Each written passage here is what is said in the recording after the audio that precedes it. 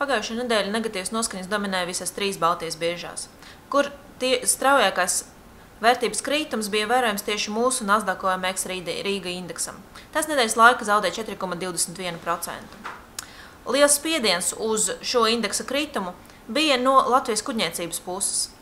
Tā tikai piekdien zaudēja 12,5% no tās vērtības, un cena pietuvinājās 35 centīmiem. Es, analizējot Latvijas kuģniecības tirdzniecības dinamiku pagājušajā nedēļā, varēju teikt, ka tas spiediens bija viena iespējama institucionāla investora pārdošanu rezultāts. Iespējami investors samazināja Latvijas kuģniecības akciju īpatsvaru savu portfeli. Pēdējās ziemas dienās praktiski visās publiskās kompānijas steidzas publicēt savas 2009. Gada atskaites. Tā pirms atskaites mēs jau redzējām 4. vakarā, bet, protams, vairākas kompānijas to izdarīja jau pēc tirdzniecības sesijas slēgšanas piekdien.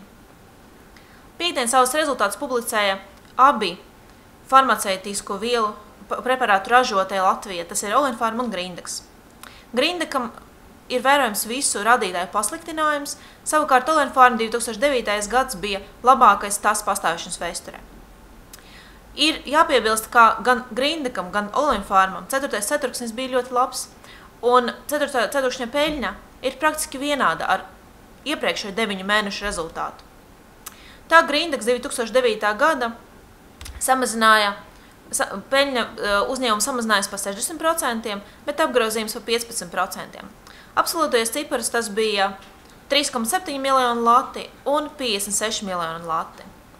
Savukārt Olenpharmam 2008. Gads bija noslēgts ar zaudējumu, līdz ar to mums nav ko īpaši salīdzināt, bet absolūtais cipars peļņa bija 2,5 miljonu lati, bet apgrozījums 22,4 miljonu lati.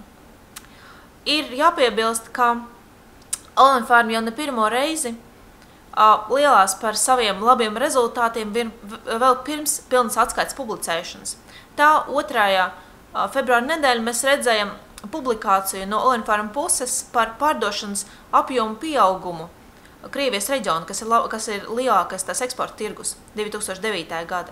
Līdz ar to diez vai varējām sagaidīt sliktu atskaiti par visu 2009. Gadu. Pēc vairākam